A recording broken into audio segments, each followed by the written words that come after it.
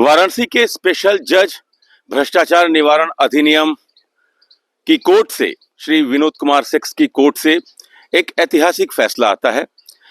फैसला आता है 2013 29 अक्टूबर को हुए एक परिवार के 4 सदस्यों की हत्या के मामले में, और जो आरोपी है रविंद्र पटेल उर्फ राजू पटेल, उसको मौत की सजा का ऐलान किया जाता है, मौत की सजा सुनाई जाती है। अब 2 दिन के बाद हम उस मकान पर पहुंचे हैं जिस मकान में ये घटना घटी थी। पहले हम आपको ये बता दें कि जहां हम मौजूद है ये चंदापुर गांव है, चोलापुर थाना क्षेत्र का, वाराणसी के चोलापुर थाना क्षेत्र का चंदापुर गांव है। आज से 13 साल पहले कल्पना करिए कि यहाँ क्या स्थिति रही होगी। ये जितने कंस्ट्रक्शन आप देख रहे हैं ये आज के कंस्ट्रक्शन हैं, उस समय ये कोई कंस्ट्रक्शन नहीं था। यहाँ इक्के दुक्के मकान होते थे, एक गैस एजेंसी होती थी, और 2007 से मोहनलाल जायसवाल जी, जो वाराणसी के जल निगम में पंप ऑपरेटर थे, चतुर्थ श्रेणी के कर्मचारी थे, वो अपने परिवार के साथ यहाँ रहते थे। परिवार में मोहनलाल जायसवाल, उनकी पत्नी झूना जायसवाल, उनकी बड़ी बेटी पूजा जायसवाल, उनकी छोटी बेटी आरती जायसवाल, उनका बड़ा बेटा संदीप जायसवाल और उनका छोटा बेटा प्रदीप जायसवाल। 6 लोग रहते थे और 2007 से ये परिवार यहीं रहता था। 2013 29 अक्टूबर का दिन, रात के 8 साढ़े 8 बज रहे होंगे, जब जायसवाल जी, मोहनलाल जायसवाल जी, बताया जाता है कि वो अपने आंगन में बैठे थे कि तभी एक शख्स जो कि इसी दीवार के सहारे चढ़ते हुए छत पर जाता है और छत से आंगन में कूद जाता है। मोहनलाल जायसवाल घबराते हैं और घबराहट में उसकी तरफ वो आते हैं कि कौन है। जो व्यक्ति था उसके मुंह पर कपड़ा बंधा हुआ था, मोहनलाल जायसवाल पहचान नहीं पाते हैं। इतने में वो व्यक्ति रम्मा बोलते हैं, एक रॉड, जो लोहे की रॉड होती है, ट्रक के जो ड्राइवर हैं, क्लीनर है, वो अपने साथ रखते हैं। ट्रक में अगर कोई चीज खराब होती है खोलने निकालने के लिए, तो वो लोहे का रॉड होता है, रम्मा बोलते हैं उसको, जमीन खोदने के भी वो काम में आता है। ताबड़तोड़ वो हमला करना शुरू करता है। ताबड़तोड़ हमले के बाद से वो चिल्लाते हैं। उनका जो बड़ा बेटा है संदीप जायसवाल, वो भाग के आता है। जब वो भाग के आता है, इसी घर के आंगन में ये सारी घटनाएं चल रही होती हैं। दिन था 29 अक्टूबर और रात के करीब 8:45-9 बज रहे होंगे। इतने में संदीप जायसवाल की हाथापाई होती है उस व्यक्ति से, और जो कपड़ा है उसके मुंह से निकल जाता है। संदीप जायसवाल उसको पहचान जाता है, बोलता है, रविंदर तुम। रविंदर और संदीप एक समय एक साथ स्कूल में पढ़ा करते थे, वो स्कूल में साथ पढ़ा करते थे। संदीप को बिल्कुल समय नहीं लगा उसको पहचानने में। इतने में वो लोहे की रॉड से लगातार संदीप पर हमला करना शुरू कर देता है। संदीप अचेत होकर गिर जाता है। इतने में उसकी माँ झुना देवी आती हैं, वो उन पर भी ताबड़तोड़ हमले करना शुरू करता है। माँ की चीख सुनकर बड़ी बेटी पूजा भाग कर आती है, उस पर भी वो हमला करता है। छोटी बेटी आरती पीछे वाली कमरे में थी। पीछे वाले कमरे से जब वो निकलकर लालटेन हाथ में लेकर आती है तो देखती है कि एक व्यक्ति उसकी तरफ बढ़ रहा है। घबराहट में उस लालटेन जो उसके हाथ से गिरता है, एक आग का भभका उठता है। रविंद्र पटेल पीछे हटता है। छोटी बेटी आरती को मौका मिल जाता है और वो कमरे में भागकर कमरा बंद करके वो फोन करना शुरू कर देती है। 10 से 15 मिनट में करीब 4-5 किलोमीटर की दूरी पर उसके चाचा अशोक जायसवाल, उनका परिवार रहता है, वो भाग कर आता है और देखता है कि फर्श पर एक के बाद एक 5 लोग लेटे हुए हैं। 4 की हालत बहुत ज्यादा गंभीर है। संदीप रह रह के थोड़ा बहुत आवाज निकाल रहा, लेकिन वो भी बेहोशी की अवस्था में है। सबको वो लोग जिला अस्पताल लेकर जाते हैं, जहां चिकित्सकों ने 4 लोगों को मृत घोषित कर दिया। मतलब 4 लोगों की मौत की एक औपचारिक घोषणा चिकित्सालय की तरफ से कर दी जाती है कि ये 4 लोग तो मर गए। संदीप को रेफर कर दिया जाता है, उसका इलाज चलता है। आरती की हालत खराब थी, वो बेहोशी की अवस्था में थी, उसका इलाज चलता है। तो ये सारी घटनाएं 29 अक्टूबर 2013 की हैं। रात को 11:30 बजे मुकदमा दर्ज होता है चोलापुर थाने में। और पुरानी आईपीसी की धाराओं में मुकदमा दर्ज होता है 302, 307, 394 सहित 5 धाराओं में मुकदमा दर्ज होता है। 4-5 दिन के बाद जब संदीप को होश आता है, तब संदीप जो है, मुकदमा जब दर्ज हुआ 29 अक्टूबर की रात 11:30 बजे चोलापुर थाने में, तो अज्ञात के खिलाफ मुकदमा दर्ज हुआ। लेकिन संदीप जब बताता है कि मारने वाला रविंद्र पटेल उर्फ राजू पटेल है, जो गांव का ही युवक है। जो रविंद्र पटेल है, उसकी छवि गांव में जुआ खेलने वाले, शराब पीने वाले, मनबर टाइप के एक युवक के तौर पर उसकी एक पहचान है। और संदीप की गवाही पर, संदीप के बयान पर जो रविंद्र पटेल है, उसकी गिरफ्तारी 6 नवंबर को होती है। 6 नवंबर 2013 को बगल में ही एक नहर है, वहां से उसकी गिरफ्तारी होती है। अब पहले हम आपको जो इस मामले में पीड़ित पक्ष के वकील हैं बटुकनाथ जी, वो क्या कह रहे हैं, पहले हम आपको वो सुनवाते हैं। सजाए मौत का फैसला आया है वाराणसी कोर्ट से। इस पर बात करने के लिए हमारे साथ एडीजीसी रोहित जी हैं और वादी पक्ष के वकील बटुकनाथ जी हैं। वकील साहब, पहले आप ही से शुरू करेंगे। ये जो मामला है, जिसको कोर्ट ने रेयरेस्ट ऑफ द रेयर माना है, तो जब कोर्ट फैसला सुना रहा था, तो क्या कुछ था, कोर्ट के क्या शब्द थे? कोर्ट ने फैसले में 4 दफाओं में सजा किया है। 302 में फांसी, मृत्युदंड और 50,000 रुपये अर्थदंड। 307 में आजीवन कारावास और 50,000 रुपये अर्थदंड। 394 में भी 7 साल की सजा और 50,000 रुपये 5,000 रुपये अर्थदंड। 201 में 7 साल की सजा और 5,000 रुपये अर्थदंड। और 411 में 3 साल की सजा और 5,000 रुपये अर्थदंड घोषित किया। और उस समय न्यायालय में अभियुक्त उर्फ राजू पटेल मौजूद था। उसके चेहरे पर कोई शिकन नहीं थी। अच्छा। बहुत अकड़ अकड़ खड़ा था और खड़े होकर एक दुर्दांत अपराधी की तरह अपना फोटो खिंचवा रहा था। अच्छा जी।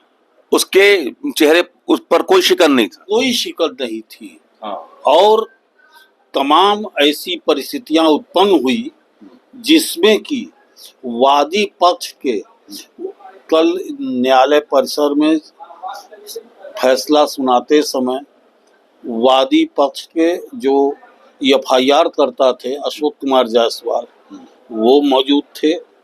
और जो घायल संदीप जायसवाल था, वह भी मौजूद था। दोनों आदमी फपक कर रो रहे थे। मतलब फैसला आया तो उनके चेहरे पर एक संतोष दिखा। संतोष और मतलब 2013 की उन्हें घटना याद आ गई। आपने बटुकनाथ जी को सुना। बटुकनाथ जी बता रहे हैं कि किस तरीके से उसने घटना को अंजाम दिया। हमारी बात हुई संदीप जायसवाल से, जो इस मामले में प्रमुख गवाह भी हैं और उनकी भी हत्या होते होते बची है। मरणासन थे वो भी, बाद में अस्पताल में प्रभु की इच्छा से उनकी वो जो है उनको जीवन दान मिला। उन्होंने हमें बताया कि बड़ी बेटी पूजा 23-24 साल की थी और 54 साल उम्र थी मोहनलाल जायसवाल जी की। तो बड़ी बेटी पूजा का वो हाथ पीला करना चाह रहे थे और शादी की तैयारी चल रही थी, खरीदारी हो रही थी, कपड़े गहने खरीदे जा रहे थे। इस बात की जानकारी रविंद्र पटेल को थी। लूट के इरादे से वो आया था और लूट के दौरान ही एक के बाद एक उसने 4 लोगों की हत्या कर दी। इसी मामले में जब ट्रायल शुरू हुआ और ट्रायल के दौरान 12-13 साल जेल में रहने के दौरान रविंद्र पटेल का व्यवहार किस तरीके का था, हमने इस पर एडीजीसी रोहित मौर्य से बात की। और रोहित मौर्य ने जो बताया कि 4 हत्या करने के बाद भी जेल में उसकी स्थिति क्या थी, उसकी मानसिकता क्या थी रविंद्र पटेल की। पहले आप एडीजीसी रोहित मौर्य का बयान सुनिए। आप एडीजीसी हैं, कौन कौन से ऐसे बिंदु थे जिसको कोर्ट ने ध्यान में रखा और सुप्रीम कोर्ट के फैसले की नजीर देते हुए इस मामले को रेयरेस्ट ऑफ द रेयर बताया? देखिए 5 बिंदु थे। सबसे पहले कि ये घटना नृशंस हत्या थी और इसमें 4 हत्याएं हुई, माता पिता भाई बहन, और 2 व्यक्ति बचे जिसमें एक इंजर्ड जिसको मरणांत स्थिति में उसने छोड़ा था, जो ऊपर वाले की दया से वो बच गया मेडिकल उपचार में, और एक लड़की आई विटनेस बची। दोनों इंजर्ड, मतलब एक इंजर्ड आई विटनेस और एक विटनेस आरती जायसवाल और संदीप जायसवाल, दोनों ने न्यायालय में अनोट स्टेटमेंट में रविंद्र उर्फ राजू पटेल द्वारा कारित घटना का पूर्णतया समर्थन किया और उसको आइडेंटिफाई भी किया, और प्रति परीक्षा में भी वो पूर्ण रूप से अभियोजन कथानक का समर्थन करते हुए इस घटना के बारे में विस्तृत रूप से कई तिथियों पे उनसे क्रॉस एग्जामिनेशन किया, लेकिन वो डटे रहे और जो सच था, जो सत्य था, उसको उन्होंने बताया।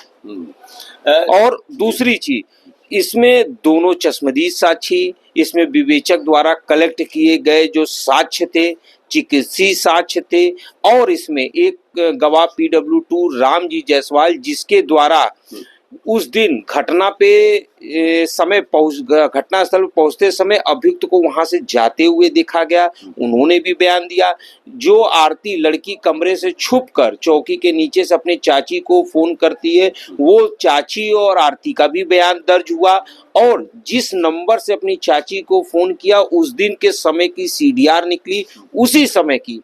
तीसरा सबसे इम्पोर्टेंट, ये अभियुक्त रविंद्र उर्फ राजू जब घटना के बाद 6/11/2013 को अरेस्ट होता है चंदापुर नहर के पास, तो उसके पास से मृतक की लूटी हुई नोकिया की मोबाइल बरामद होती है, और 6 को अरेस्ट होता है, 4 को उस मोबाइल में अपना सिम डालता है जिसमें EMEI नंबर भी आता है, और उसके द्वारा अपने घर के पीछे जो उस दिन घटना कारित करते समय कपड़े और जूते पहने थे जो खून से लथपथ थे, जिसको उसने जलाया था, अर्ध जला हुआ उसके घर से बरामद भी हुए।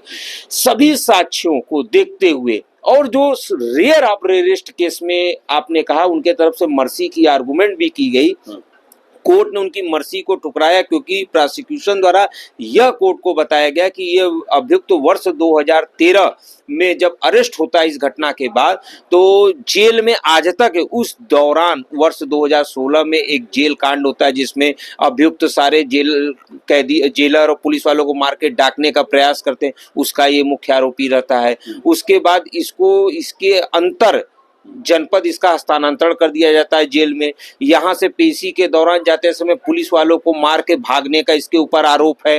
वो जो सदात और सैदपुर में इसके ऊपर, गाजीपुर के कोतवाली में FIR दर्ज है, और गैंगस्टर के मुकदमे इसके ऊपर दशाश्वमेध से दर्ज है, और साथ ही साथ बनारस के कैंट, दशाश्वमेध, भेलूपुर, कोतवाली, जैतपुरा में इसके विरुद्ध जेल में रहते हुए कारित अपराध में इसके विरुद्ध आरोप पत्र प्रेषित किया गया। तो मतलब यह व्यक्ति न जेल में सुरक्षित है, न जेल के लोग सुरक्षित है, न समाज के लोग सुरक्षित, मतलब जेल में रहते हुए 4-5 मुकदमे हो गए इस पर। जी, जिसमें ये जेल ब्रेक करने की कोशिश किया, जिसमें ये पेशी के दौरान पुलिस वालों से मारपीट किया, और इस पर हत्या का आरोप है और जेल में है, तब ये कर रहा है। जी। तो जो कोर्ट ने कहा कि ये समाज में रहने लायक नहीं है, इन्हीं बिंदुओं को ध्यान में रखकर कोर्ट ने रेयर ऑफ रेयरेस्ट केस को कोर्ट ने माना कि 4 मर्डर और तमाम, इसको मर्सी की कहीं से इस केस में गुंजाइश नहीं है, इसलिए कोर्ट ने इसको कैपिटल पनिशमेंट डेथ पेनल्टी की इम्प्रिजमेंट किया। और मैं धन्यवाद भी करता हूं कि माननीय न्यायाधीश महोदय को, जिन्होंने इस ऐतिहासिक फैसले को दिया, श्री विनोद कुमार जी को। और आपको बता दूं कि ये उनके द्वारा इस 4-5 महीने के अंदर दूसरा फांसी की सजा है उनके द्वारा दिया गया है, जिससे समाज में ये स्पष्ट संदेश गया कि अगर कोई अपराध करेगा, कोई अपराधी अपराध करेगा तो वो बचेगा नहीं और उसको कैपिटल पनिशमेंट मिलेगी, इस उन्होंने दिया। अब लूट के इरादे से वो घुसता है और एक के बाद एक 4 हत्या कर देता है। उसके बाद से ये मकान बंद ही रहता है, ये मकान बंद रहता है, और 1-2 बार विवेचना के दौरान पुलिस वालों ने इसको खुलवाया। संदीप जायसवाल भी 1-2 बार यहाँ आए, लेकिन तब से लेकर आज तक ये मकान खुला नहीं है, ये मकान ज्यों का त्यों बंद है। कोर्ट ने फैसला सुनाते समय ये कहा कि ये व्यक्ति समाज में रहने लायक नहीं है। 25 मार्च को इस मामले में फैसला आया, 2 दिन पहले। कोर्ट ने कहा कि ये व्यक्ति सभ्य समाज के लिए खतरा है, समाज में रहने के लायक नहीं है और इसको तब तक फांसी के फंदे पर लटकाया जाए जब तक इसकी मौत नहीं हो जाती है। तो एक पूरे परिवार का खात्मा जिस व्यक्ति ने किया उसको अदालत की तरफ से मौत की सजा सुनाई गई। अब वो हाई कोर्ट गया है, इस फैसले को चैलेंज कर उसने किया है। ये उसका एक लीगल राइट है, विधिक अधिकार है, कानूनी अधिकार है, वो अपने अधिकार का प्रयोग कर रहा है। लेकिन कोर्ट ने एक तो सुप्रीम कोर्ट के फैसलों को आधार बनाकर और जो 3 प्रमुख बिंदु रहे इसके आचरण को लेकर, जेल घटना से पहले का इसका जो आचरण था, गवाहों की गवाही को आधार बनाकर, जिस तरीके से उसने 4 लोगों की नृशंस हत्या की इसको आधार बनाकर, और जेल में रहने के दौरान जेल ब्रेक करने की हिम्मत उसने की। उसने पुलिस वालों के साथ मारपीट की, 4 मुकदमे उस पर हुए जेल में रहने के दौरान। तो इन तमाम बिंदुओं को ध्यान में रखकर अदालत से उसको फांसी की सजा हुई और एक ऐसा फैसला आया जिसका लोगों ने स्वागत किया। 29 अक्टूबर 2013 की वो रात आज भी जो स्थानीय लोग हैं वो भूले नहीं हैं। लोग बातचीत करने के लिए तैयार नहीं हैं, लेकिन ऑफ द रिकॉर्ड वो बताते हैं कि करीब 6 महीने तक यहाँ से गुजरने वाले लोग इधर देखने की हिम्मत नहीं करते थे। मोहनलाल जायसवाल का परिवार बेहद मिलनसार परिवार था। शादी की तैयारी चल रही थी।